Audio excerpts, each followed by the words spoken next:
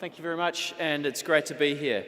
I want to talk to you a little bit about what we're calling the fusion technology triggers that are triggering what we believe is an agrarian revolution. What does that mean? Well, it's basically the rise of the connection from the farmer to the consumer. And how is that connection being made? Through technology. So a lot of what I'm going to talk about in my session is some technology that we're seeing that is helping bridge that connection between farm and consumer. But what's driving it?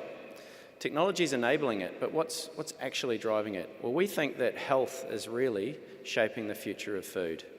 Right now, the market we live in, we almost take for granted that food we put into our mouths and into our stomachs that powers our bodies is safe and reliable. So we have this trust benefit that over time food producers have enjoyed. But that is not the same in all the markets that we serve. So we only need to look north to China and the challenges that they've faced to realise that trust in food is actually critical. There is absolutely nothing more intimate that we can do than put something into our bodies, right? If you trust a brand, it might be a car, it might be a piece of technology, it might be a clothing brand. It has very little impact on your life like food does. So trust in food and trust in brands has got us to where we are today, but that health impact is starting to shape the way consumers think for the future. So functional and nutritional foods has really started to drive changes in the food industry. We're seeing the rise of the prosumer. So access to digital tools means that everyone is able to investigate and understand the content of their food far more simply than we were in the past. And I'll talk a little bit about some emerging technology that I've seen in Israel recently. Government as well is driving this change. You know, gone are the days where government will continue to make us well when we're not changing the way we behave to ensure that we stay well. If we eat and consume a diet that creates negative health outcomes, we're going to find it really challenging to fund society. And we've heard a lot about the rise of the population, an extra 2 billion people. Well, how are we going to pay for that unless we change our behaviours and eat better for a better health outcome? Back to China.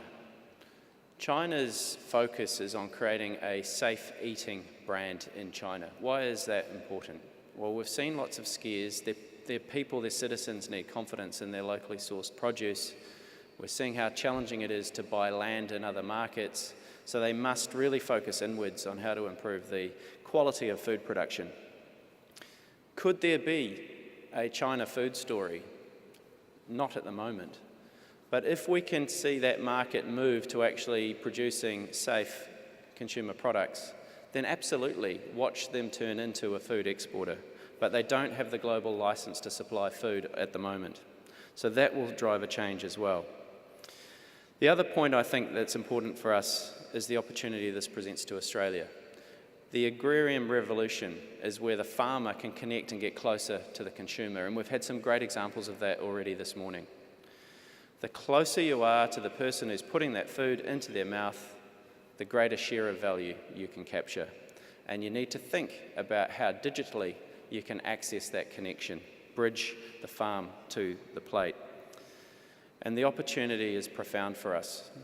We are the second largest agricultural farming nation in the world. We have 456 million hectares of land that's farmed. That's second only to China at 525 million, and we're slightly ahead of the US at 414 million. So we have this massive opportunity. We've just got to think about how we connect from production through processing to consumption better. The other thing that I think is really interesting from a technology point of view is how are we going to consume food? You know, as technology changes the supply chain, it will also change the delivery point.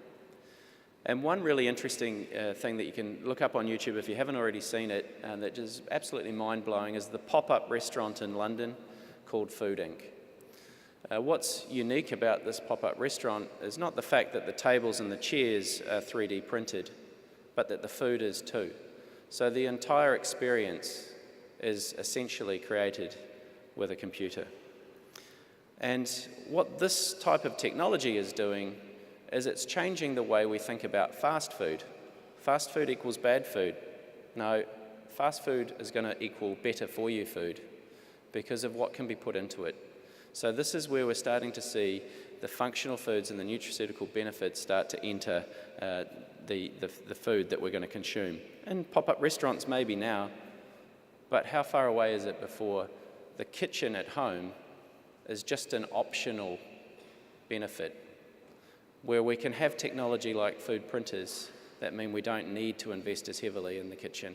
So the kitchen might be a place where foodies recreate food experiences the old way, as opposed to relying on technology to print it for us. Now, that might seem like a long way away, but fortunately, we're thinking about it here in our own market. So the Meat and Livestock Association of Australia, as you will see in the Beef Central, is focusing some of their innovation effort on how do we investigate ways for 3D printing technology to give Australian beef producers a greater share of the value-add market that is coming our way. The other really important thing to think about on the health lens here is not just the health of humans, but the health of the world. It truly is reframing the conversation. We've heard earlier today about the challenges we face with obesity and sugar. Well, it was 2009, so we're talking about 8 years ago now that the World Health Organization called out obesity and sugar as the #1 health risk that the world faces. But let's have a look at one market and think about what that means. In the US alone, there are 50 million children.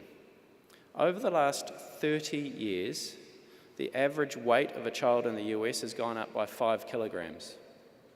They're eating 200 calories more a day. That's 73,000 calories a year more now than they were in 1987. That's an extra $400 a child a year. That is what I term calorie inflation worth $20 billion just to the children in the US. So as we think about the cost of obesity, it's drawing money out of our pockets to spend on food that we didn't necessarily feel we needed to only 30 years ago, but it's also creating a health burden. So that is driving different thinking. We need different products that are going to solve the problem, not aid to the problem. And there are some really great examples. The Queen Garnet plum right here in Queensland that actually has ingredient content that is proven to attack obesity, essentially, to help the body shed weight. And it is a natural product that's uninterfered with. So we need to think about how these new products will change our health and how our governments will respond to needing to influence and support industry that reduces the health burden, not just feeds the extra 2 billion people. So as we move to an environment where we're eating for health, what are the existing players doing? Well, they're diversifying. Coca-Cola, who got to where they are today by selling soft sugars in drinks, has completely rethought their product range. You can now buy Coca-Cola in biodegradable, friendly packaging. Coca-Cola are moving into Fairlife milks, which is low in lactose and low in sugar. So they're diversifying. Pepsi are moving into better for you nutritional snack foods. But we're also seeing new players come to the market. The pharmaceutical companies are looking at the food industry and saying, we want to play. We can see what's going to happen, how consumers will digest medicinal products through their food, not necessarily just in the pill capsule format. So what that means is we're now starting to see this shift in mindset from the Nestlés and the Danones to thinking more about how do we become a nutraceutical health business, not a food business. And then as we see these big budgets shift into our industry, we ultimately end up with new competitors. So it's a really changing landscape, which is quite an interesting time for the food industry. As all this changes, so too do the retailers. They react. They're the ones with the relationship to the consumer. We all know Gordon Ramsay. He drops the F-bomb as often as he can. My wife was in love with him for a long time until she worked out that Gordon loved more women than just his wife, in which case he was turned off the television.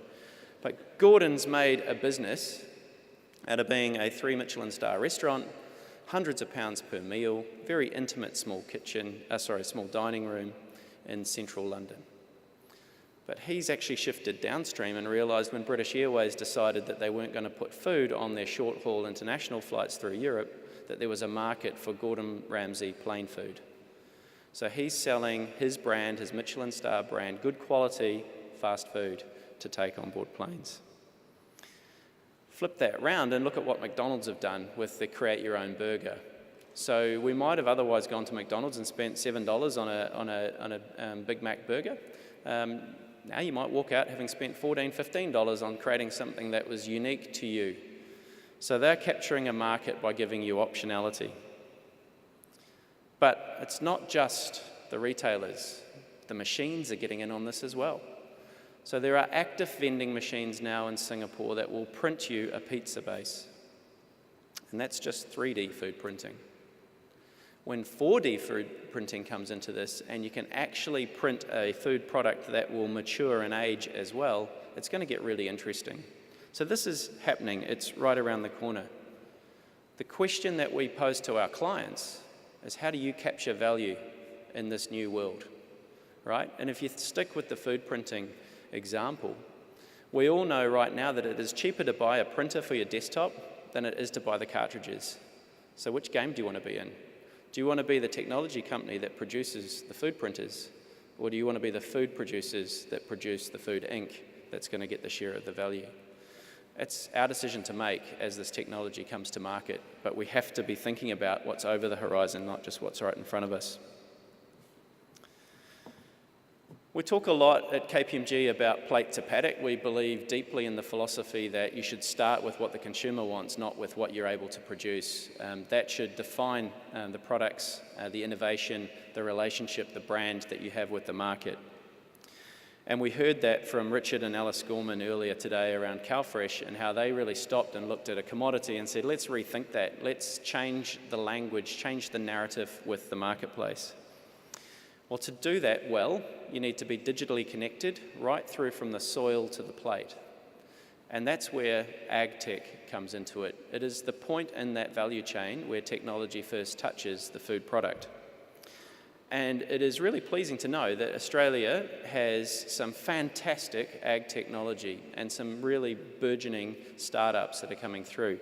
In fact, just recently we saw Ag Funder, incidentally co-founded by a Queensland resident, Michael Dean, who splits his time between here and San Francisco to run this global organisation.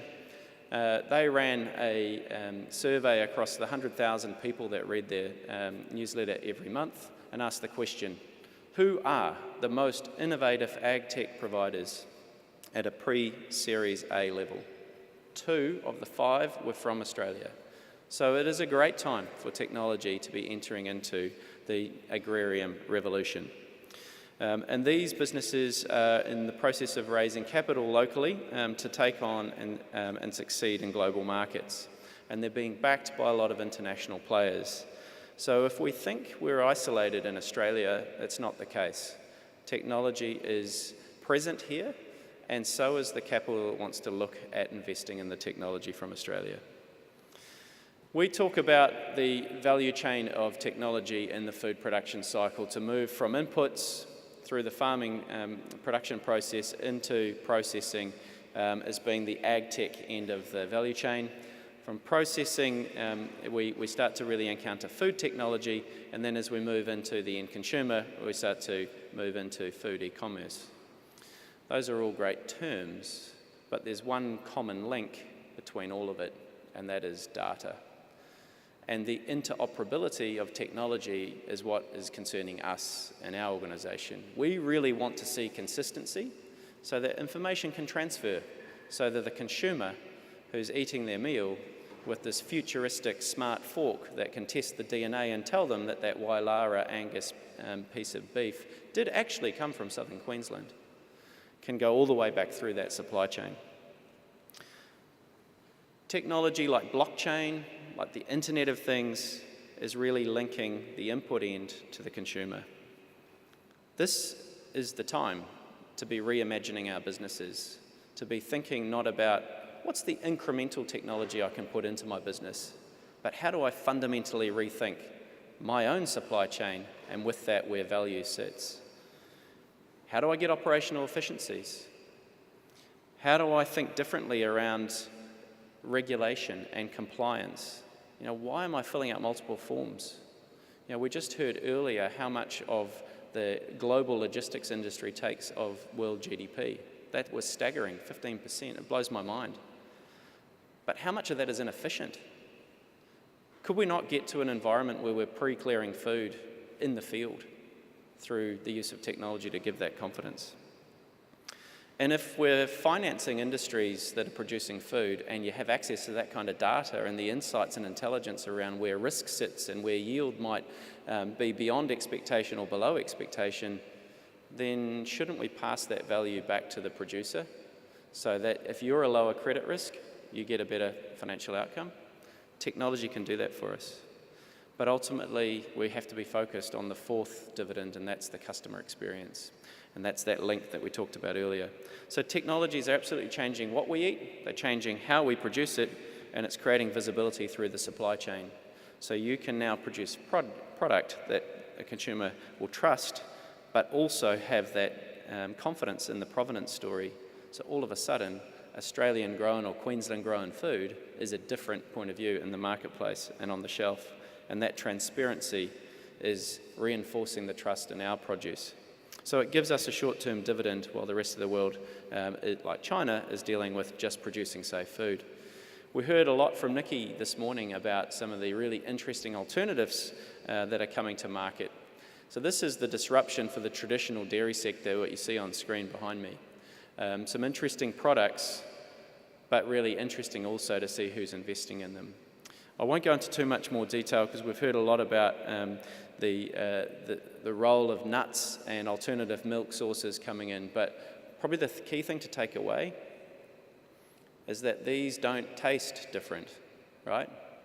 The technology is getting to a point now that you can have a dairy-free milk product like Perfect Day that largely tastes like milk but has zero animal input. So when you think about whether we should be investing in stainless steel in the dairy industry to get more milk through our vats, and those alternatives are coming to market and they're using 94% less water, then it's disruptive. I think we've talked also much about product, but the interesting thing for me, having returned about 2 months ago from Israel looking at emerging technology in ag and food tech, is the packaging and the processing. We're seeing some really interesting things come to market. And one of the fundamental differences in the Israeli market is that entrepreneurs, that startups, think at global scale. The addressable market for packaging of food product is in the tens of billions of dollars. This company, Tipper, has produced a product that looks, feels, and for all intents and purposes is plastic packaging. The difference is it's not. It's multi-layered, biodegradable product that will break down in compost within 24 weeks. So as the world wraps itself in plastic and we see all these issues around how many bottles are floating around in the ocean, it's organisations like this that are really trying to rethink the packaging market. And as I've said, it's already been adopted by the likes of Unilever and Coke. But it's not just packaging and it's not just product. What we've seen in Israel is some really interesting technology that's dealing with production. BackToSense is a 30-minute test, a chip that has an optical reader that you pass the food over it and allows the food producer to say with certainty and confidence that this food is salmonella-free. So we're starting to see businesses realise that the cost of recalling bad product can actually put you out of business full stop. If it doesn't, it will cripple you for years. Move to new technology to give you confidence to actually provide a bit more of a guarantee and be the point of difference that way. There's some very interesting developments in the treatment of or prevention of biofilm. And if you're in the industry of producing food, you know how hard it is to make sure that those nasty spores, bacillus spores, don't enter into your food production system. It's very, very difficult to get rid of. But what we're seeing coming out of Israel is some new technology that's going to disrupt those spores. Again, that changes how many chemical inputs have to go into the food production system, and it keeps your plant open longer. So don't just think about new products. I'd encourage you to think about new packaging and also new technology to produce safer food. One of the big drivers from a societal point of view, though, has to be the megatrend of water scarcity. Right now, this industry consumes 70% of the world's freshwater supply. And in 13 short years, 2030, 50% of the world will live in high water stress environments. Will it be okay that a piece of beef takes 15,000 litres of water to produce? I don't think so. So we have to think differently about how we can be more efficient in the way we produce some of those products and embrace the technology that's going to help us do that. If you take one thing away from this slide, the key takeout for me is we're doing a great job drinking beer. It has the least impact out of all of those other things, so carry on drinking beer. If you want to succeed, we believe that we have to move the mindset. The mindset at the moment has historically been about investing in the tangible stainless steel, the physical assets that go into the growing of food and the processing of food. The successful companies are investing into the intangible. And if you look on that screen, there are 4 areas of intangible investment. The closer you get to the consumer, the further up the value curve you will be. Now, to get to the consumer, you need to think about how and who in your organisation is doing that. And you need to also make sure that your investment in innovation is being led by the consumer. And once you've understood what the consumer's preferences for the future are and how they like to actually enjoy your product, then you need to think about how you convey your brand to them so that it resonates. To do any of those 3, you need great people. So as an industry, we're recommending that people spend more of their time now starting to look at these intangibles. And we've heard great stories from Jabani this morning through Nikki about what sort of dividend you can get from doing this. So a question to the room is, how many of you have had a sleepover in your consumer's house? Have you spent 24 hours with them and watched them unpack your food from the grocery store? Where it goes in the kitchen, who uses it? Is it mum, is it dad, is it the kids? Do they use all of it? What's the experience like? But it's that type of investment that we're seeing in markets like Ireland, where CEOs have sleepovers to understand that. Not product people, CEOs. So we have to be globally competitive. We have to make sure that we don't lose sight of our consumer, and for many of us, those consumers aren't in our market. So next time you're booking your international travel, think about getting a low-cost dividend off accommodation by trying to stay with a client or a consumer. It'll give you a budget benefit, but it'll also give you really rich insights. So what do you take away from my talk today? You have to be looking up. Keep doing what you're doing in terms of what you're producing, but just around the corner, over that near-term horizon, is some very disruptive technologies at a food level, at a processing level, and also at a packaging level. And think about your governance model. Are you getting the inputs like you're receiving today from people who aren't caught up in the day-to-day of your business and can give you perspective that you don't have time to collect yourself? And take a punt. You need to think about innovation. We heard this morning the dividend that Chobani got from just trying and doing different things and doing them well. You have to have the right mindset in the organisation to encourage your people to be willing to try. And failing's okay as long as you learn from the failure, because that will drive a more focused innovation program in your organisation and ultimately put you in touch with like-minded organisations that together you can actually create even more interesting and more valuable products. We're very focused on trying to reframe the language in the food industry in Australia. Collaboration is an overused word, and it's really delivered on with real effect. It's not about sitting together and talking. It's about getting together and investing together and taking some risks together. That is when we see the biggest outcomes. And let's remember that we're all here for the consumer. The diagram in the bottom of the corner on that slide is some individually wrapped doilies around individual red apples with a well-branded gold message to the Chinese consumers on the back of a red apple, so it's ticking so many boxes, sells at $20 an apple. Take all of that off and you sell it at essentially $20 if you're lucky for a 10-kilogram bag. So you work it out. What do you want to be in? It can't be both. If you're going after that high-end value, we must be really careful about pushing our product out at scale as well. We can't be commodity and high value with the same product, and that is for us to control as we get closer to the consumer. So those were the key things I wanted to share with you today. I would love to stay in touch with as many of you as possible.